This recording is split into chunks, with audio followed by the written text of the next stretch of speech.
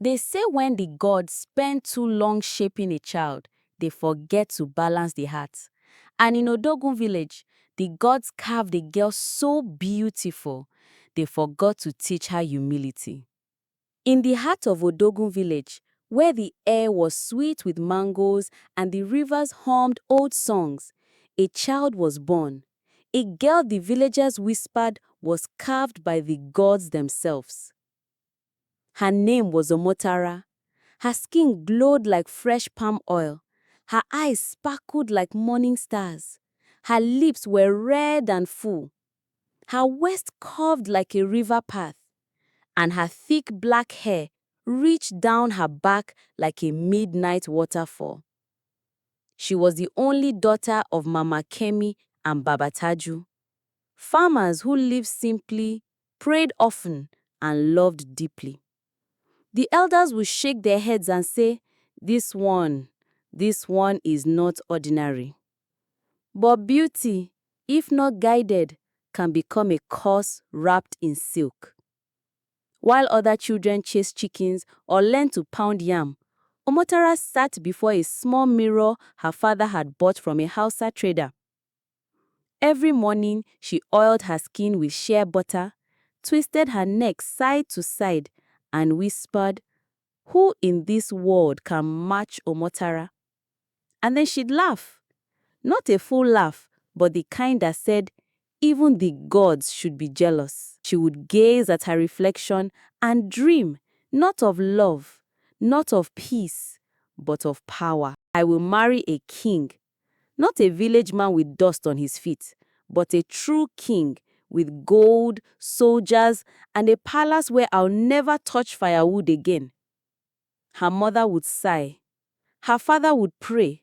But Omotara's pride had already begun to bloom.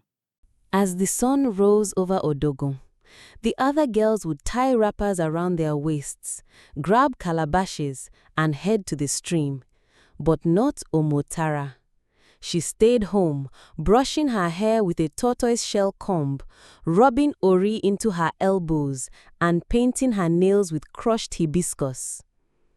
"Mama, why should I fetch water?" she said one day, adjusting her gele in the mirror. "My hands are not meant for buckets." When Mama Kemi begged her to help peel bitter leaf, Omotara hissed, "Let Kehinde do it, or Sade. Their beauty won't suffer." Even her friends, Zainab, Ajoke, and Ngozi, noticed the change. They had once laughed with her under mango trees. Now, she barely spoke to them unless it was to comment on their clothes or their husbands.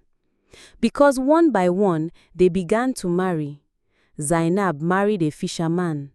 Ajoke wed a palm wine tapper. Ngozi found love with a hunter who wore second-hand sandals. Omotara laughed. "Zainab, your man's teeth look like roasted maize. Ajoke, yours uses one shirt for market and burial.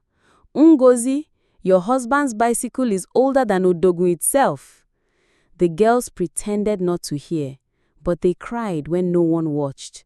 Still, they were happy, and that made Omotara bitter. "Let them enjoy poor love," she whispered to her mirror. "Omotara will wear coral beads, ride a white horse, and never pound yam again." But the gods were listening. It was Eke market day. The village was alive. Tomatoes glistened, baskets overflowed with pepper. Goats bleated, children laughed, women argued over the size of yam. Omotara stepped out like royalty. Her skin glowed. Heads turned. "She's beautiful," someone muttered, "but her heart is hard. She walks like the ground owes her something," another whispered. Omotara smiled. She loved the stairs. But as she moved through the crowd, she bumped into someone. Her basket fell. So did a bundle of firewood. The crowd gasped. It was Mama Folake, the oldest woman in Odogu. Her back bent, her hands trembling, Her knees scraped from the fall. Omotara scoffed. "Are you blind? Why are you standing like a tired goat? Look at my wrapper. It's ruined. Do you know who I am?" The old woman looked up. Her voice was calm. "My child, I meant no harm. My eyes no longer see like they used to." "Then stay in your hut," Omotara snapped. "Don't come near my clothes again." The market went still. "Apologize," someone cried. "She is your elder," another said. But Omotara turned her back and walked away. Mama Folake slowly gathered her firewood, stood up, and raised her hands to the sky. "Omotara, the mirror you love will soon hate you. May your beauty melt like shea butter in fire. May your pride become your prison. You will not see beauty again until you marry the ugliest man on earth." That night, Omotara stood in front of her mirror. The room was quiet. Her face looked the same. Her skin still glowed. Her lips still curved. She laughed. "That old woman, she's mad." Then came the crack. A thin line across the glass, jagged, sharp, cold. She touched it. Her fingers trembled. In the morning, the scream that came from her hut echoed through Odogu. Her skin had turned rough, dry like harmattan soil. Her nose had widened. Her lips were cracked. Her hair fell in strands. Her eyes had lost their shine. She ran outside. "Mama, look at me. Look at what's happened." Children ran. Chickens scattered. Mama Kemi came out and fell to her knees. "My daughter," she wept, "this is pride's reward. You mocked the old. You forgot kindness. The gods have answered." They went to find Mama Folake. She was gone, vanished. Omotara stayed inside for days. Her mirror was covered with cloth. The once proud queen now sat in the dark, hiding her face from the sun, her voice from the wind. Villagers whispered, "Did you see her? Her beauty vanished like smoke." Then one evening, a man came to the village. His robe was long. His hat covered his face. His voice was soft. He asked for Omotara. She stepped out, her scarf tied low over her face.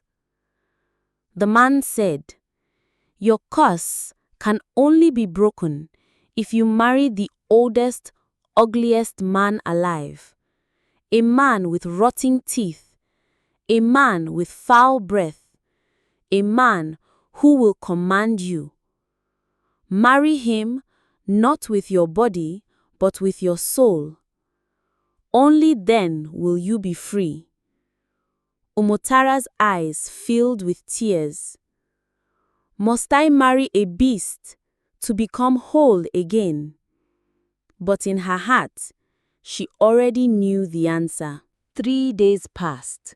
Then came a knock. Mama Kemi opened the door and gasped. A man stood there, short, round, wrinkled like dried okra, beard long and tangled, only 3 brown teeth in his mouth. His wrapper was torn. His breath smelled like old snails. "I am Pajaga," he said with a crooked smile. "I've come to marry Omotara." Omotara came out. Her knees buckled. He looked worse than she imagined. But beside the door, the water pot shimmered. In its surface, she saw her reflection, ruined and broken. She remembered the message. She looked up and said, "Yes."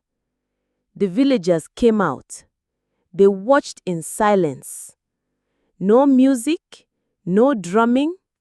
Is this really Omotara? She wore a faded dress.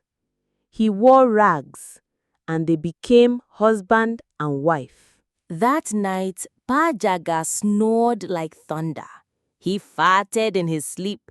He scratched himself and laughed.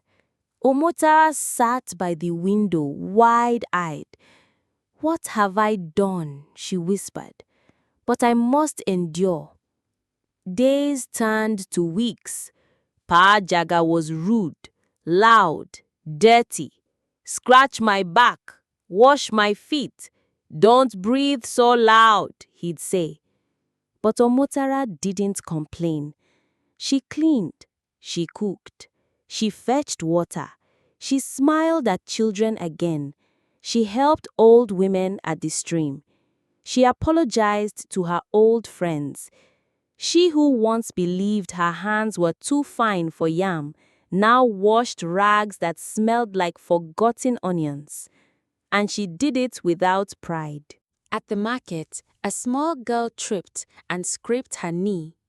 Umotara rushed over, cleaned the wound, and gave her food. Under the mango tree, Mama Folake sat watching. She nodded. She has changed. That night, Umotara sat under the stars and whispered, "If I ever become beautiful again, I will never laugh at another soul. I will never forget what it feels like to be broken." That night, Mama Folake came in a dream. She glowed like moonlight. "My daughter," she said, "your beauty has returned, not to your face, but to your heart. And tomorrow you shall see." In the morning, Umotara ran to the water pot. She screamed, but this time with joy. Her skin smooth, her eyes bright, her lips soft, her hair full. She stepped outside. The village erupted. "She is beautiful again." Pajaga blinked. "You are not my wife. My wife was ugly." Umotara smiled gently. "Thank you, Pajaga. You are part of my journey." He sniffed, "But who will cook for me now?" She handed him a calabash. "May you find someone who loves you as you are." Not long after, a prince from the River Kingdom came. He had heard of her, not for her beauty, but her story. He saw her and loved her. Their wedding shook Odogun. Drums roared, women danced, trees clapped, and Umotara, she bowed to elders, she greeted strangers, she visited Pajaga and brought him new clothes. She never worshipped the mirror again, because now her beauty lived within.